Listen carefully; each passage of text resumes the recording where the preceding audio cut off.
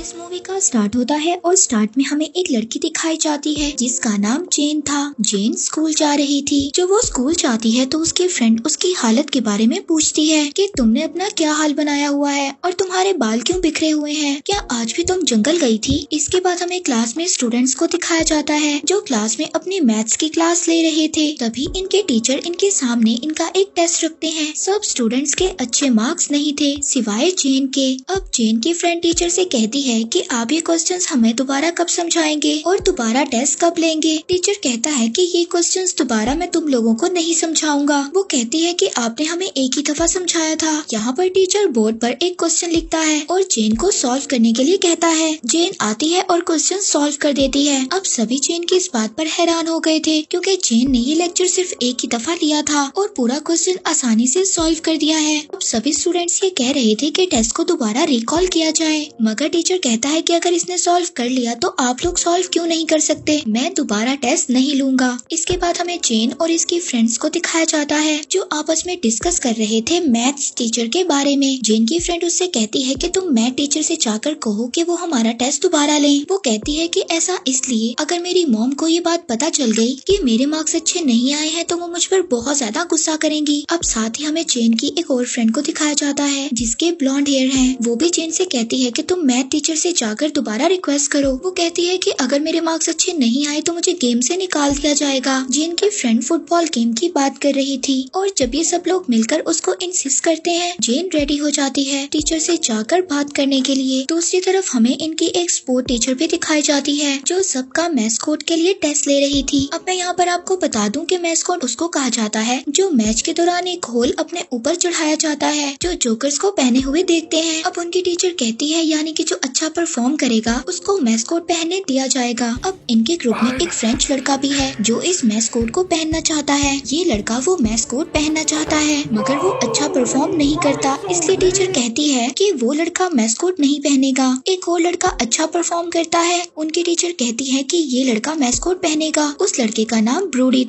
Next scene में हमें जेन को दिखाया जाता है जो मैथ्स टीचर के पास दोबारा जाती है रिक्वेस्ट करने के लिए कि वो उनका टेस्ट दोबारा ले लें। उनके टीचर विंडो से बाहर देख रहे थे तो उनको ये बात पता चल गई थी कि जेन के फ्रेंड ने भेजा है उसको रिक्वेस्ट के लिए। उस रूम में हमें एक टॉय भी दिखाया जाता है जिसने हैमर पकड़ी हुई थी। पहले तो ये दोनों इस टॉय के बारे में बात करते हैं। जेन जब टीचर से कहती है कि टेस्ट को दोबारा लें तो उनको इस बात पर गुस्सा आ जाता है। वो जेन से कहते हैं कि तुम एक अच्छी स्टूडेंट हो लेकिन तुम अच्छा परफॉर्म नहीं करती, इसलिए कि तुम ये सोचती हो कि शायद तुम्हारे फ्रेंड्स बुरा ना सोचें। वो कहेंगे कि देखो ये कितना ज्यादा पढ़ती है। वो जेन से कहते हैं कि तुम 96 से ज्यादा भी मार्क्स ले सकती थी, तुम 100 मार्क्स भी ले सकती थी, तो तुमने 96 मार्क्स क्यों लिए। इसके अलावा वो जेन से कहते हैं कि तुम क्लास में नोट्स भी नहीं बनाती। जेन कहती है कि नहीं मैं नोट्स बनाती हूँ। तो टीचर उसके नोट्स चेक करते हैं लेकिन उन नोट्स में कुछ भी नहीं लिखा था। अब जेन कहती है कि मैं इसलिए नहीं बनाती कि मुझे जरूरत नहीं है, मैं क्लास में अच्छा परफॉर्म करती हूँ। वो कहते हैं कि तुम इन इडियट से ज्यादा अच्छा परफॉर्म करती हो।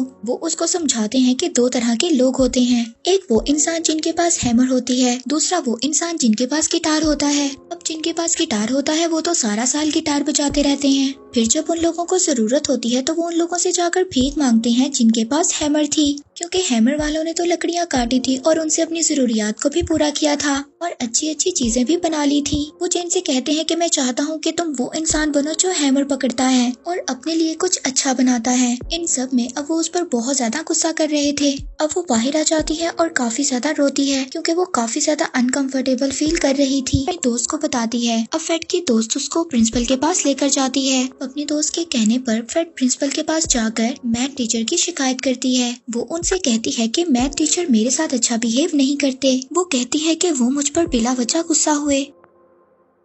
अब ये बातें प्रिंसिपल को बहुत ज्यादा अजीब लगती हैं। तभी फेड की दोस्त प्रिंसिपल से कहती है कि मेरे फादर हेड बोर्ड के मेंबर हैं, अगर मैं उन्हें ये शिकायत लगाऊंगी तो वो बहुत ज्यादा गुस्सा होंगे और अगर आप हमारी बात नहीं सुनेंगे तो आपको भी स्कूल से निकाल दिया जाएगा। अब प्रिंसिपल इनकी बात मानने के लिए तैयार हो जाता है। अब नेक्स्ट सीन में हमें फुटबॉल मैच दिखाया जाता है जहाँ पर इनके ग्रुप की मेंबर हार जाती है और इसी सीन में हमें फ्रेड और उसके फ्रेंड को भी दिखाया जाता है जहाँ पर फ्रेड अपनी दोस्त से कह रही होती है कि कहीं मैथ टीचर टीचर हमारे साथ कुछ बुरा ना करे। उसके फ्रेंड उससे कहती है कि तुम टेंशन मत लो, अब उन्हें स्कूल से निकाल दिया जाएगा और आज के बाद तो हम उनकी शक्ल भी नहीं देखेंगे। साथ ही हमें फुटबॉल मैच के दौरान इनके फ्रेंच दोस्त को भी दिखाया जाता है जो कि ब्रूडी से लड़ाई करता है क्योंकि ब्रूडी ने मैस्कोट पहना हुआ था और इनके दोस्त ने मैस्कोट नहीं पहना हुआ था। यहाँ पर इन दोनों की लड़ाई होती है जहाँ पर ब्रूडी इनके फ्रेंच फ्रेंड को एक पंच मारता है। नेक्स्ट सीन में हमें ये दिखाया जाता है कि सब फ्रेंड्स इनकी स्पोर्ट टीचर की विस्की चुराने की बात कर रहे होते हैं।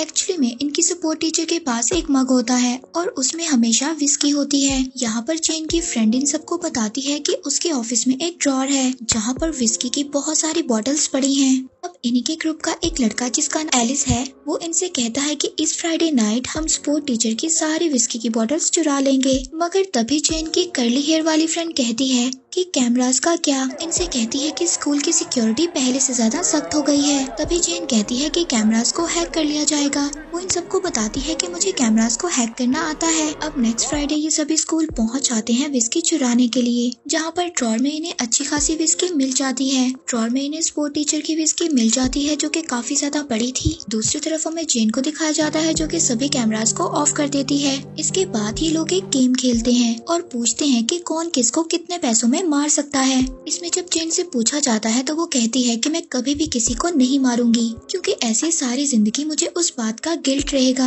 अब सभी लोग मिलकर स्कूल में एंजॉय कर ही रहे थे तभी इनका एक फ्रेंच फ्रेंड वॉशरूम जाता है और उसको वॉमिट होती है। तभी हमें वॉशरूम में मैस्कोट पहना हुआ एक आदमी दिखाई देता है जिसने के हाथ में हैमर पकड़ा हुआ था। इस आदमी ने वही कॉस्ट्यूम पहना हुआ था जो उस दिन ब्रूडी ने पहना हुआ था। और ये तो हम देख ही चुके हैं कि ब्रूडी और इस फ्रेंच बॉय की लड़ाई हुई थी उस दिन मैच वाले दिन। अब ये सभी वहाँ पर बातें कर रहे होते हैं। तभी जेन की वो फ्रेंड जिनके ब्लॉन्ड हेयर हैं, ये लड़की उस फ्रेंच बॉय को पसंद करती है। अब जब वो वॉशरूम आती है तो वो देखती है उस फ्रेंच बॉय की डेथ हो चुकी थी, किसी ने उस लड़के का मर्डर कर दिया था। तभी सभी वॉशरूम आ जाते हैं और उस ब्लॉन्ड हेयर वाली लड़की से पूछते हैं कि तुम क्यों रो रही हो। इसके बाद एलिस भी वॉशरूम जाता है और सबको बताता है कि फ्रेंच बॉय का मर्डर हो चुका है। ये सभी बहुत ज्यादा डर गए थे। अब एलिस कहता है कि हमें यहाँ से भाग जाना चाहिए।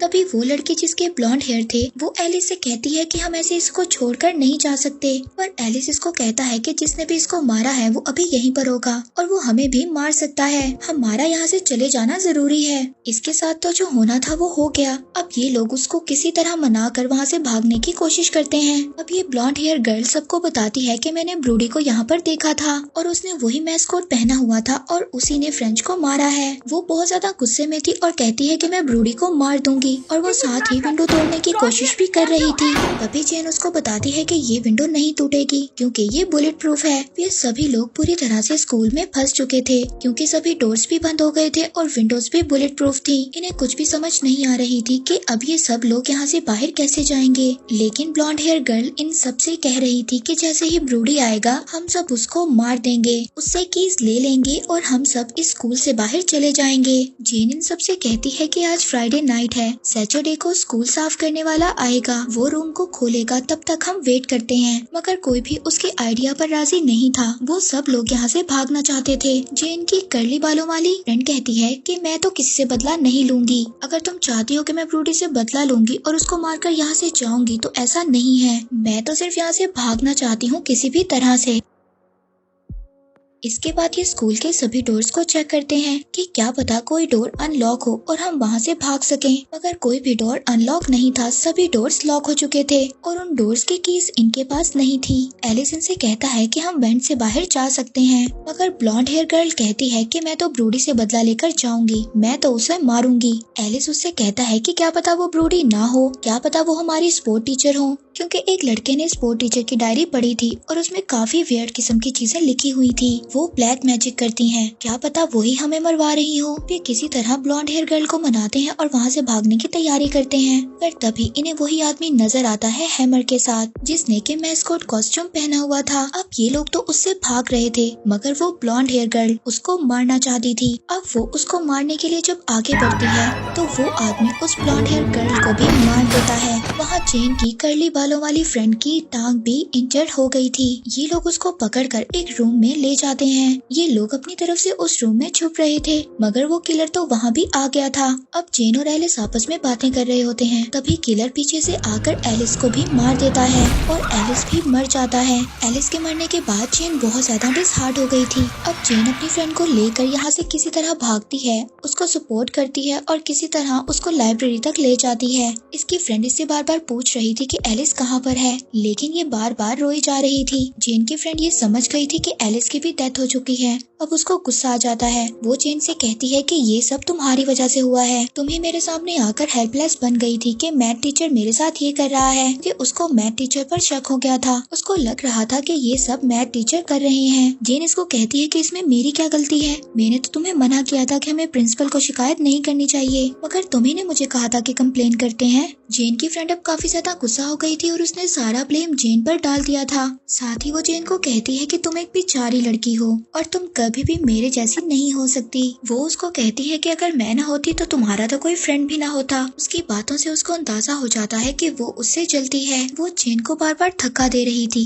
और उसको कहती है कि तुम बेचारी हो। यहाँ पर जेन को गुस्सा आ जाता है, ये उसको धक्का देती है, जिसके बाद इसकी फ्रेंड नीचे गिर जाती है, उसकी डेथ हो जाती है। इसके बाद जेन उसी रूम में जाती है जहाँ पर मैथ्स टीचर इनकी क्लास लेते थे। जैसे ही वो उस रूम में जाती है, वहाँ पर उसको मैथ्स टीचर नजर आते हैं, जो कि बहुत ही अच्छे मूड में थे, जैसे कि कुछ हुआ ही ना हो। और वो जेन से कह रहे होते हैं, मैं ऐसा करना कुछ भी नहीं चाहता था, लेकिन तुमने मुझे मजबूर किया कि मैं ऐसा करता और मैं तुम्हें सिखाता, लेकिन आज तुमने अपनी फ्रेंड को धक्का दे दिया। लेकिन ये धक्का तो तुम्हें बहुत पहले दे देना चाहिए था। मैं चाहता था कि तुम इन लोगों से दूर रहो और अपने आप को पहचानो कि तुम कितने टैलेंटेड हो। मैं हमेशा से तुम्हें कहता आया हूँ कि तुम टैलेंटेड हो, इन लोगों से दूर रहो। वो कहता है कि आज तुमने हैमर पकड़ी है और मैं हमेशा चाहता था कि तुम इस हैमर को पकड़ो। इसके बाद वो ड्रॉअर से कुछ चीजें ढूंढने लगते हैं और ड्रॉअर से एक पेंसिल निकालते हैं। वो कहते हैं कि उस दिन तुमसे ये पेंसिल गिर गई थी, ये वही पेंसिल है और आज मैं तुम्हें ये दे रहा हूँ। अब तुम अपनी कदर करो और अपने अंदर के टैलेंट को पहचानो। जेन अब जब ये पेंसिल पकड़ रही होती है, तभी वो इस पेंसिल से उस पर अटैक कर देती है और कीज लेकर वहाँ से भाग जाती है, यानी कि कीज से स्कूल का डोर ओपन कर बाहर चली जाती है। बाहर उसके मोबाइल के सिग्नल आ रहे थे। वो कॉल करने लगती है हेल्प के लिए, मगर वही पीछे से टीचर आ जाते हैं और उसको मारने की कोशिश करते हैं, मगर ये उनसे बचकर भाग जाती है और जंगल में पहुंचकर एक दरख्त पर चढ़कर बैठ जाती है। पर तभी जब ये टीचर उसको ढूंढने जंगल में जाते हैं, तो उस दरख्त की शाख टूट जाती है और ये नीचे उसी टीचर के पास गिर जाती है। इसने वो पेंसिल उस टीचर की आंख में मारी थी, इसीलिए उस टीचर की आंख जख्मी थी। अब ये दोबारा से उसकी उसी आंख पर मारती है और फौरन से हैमर पकड़कर उसका मर्डर कर देती है। लास्ट सीन में हमें ब्रूडी को दिखाया जाता है और अपनी कार का शीशा नीचे करता है और देखता है। तभी वहाँ पर हमें दो और आदमी भी दिखाए जाते हैं, जो देखते हैं कि जेन हैमर पकड़े हुए जंगल से आ रही है। और इसी के साथ ये मूवी यहीं पर एंड हो जाती है।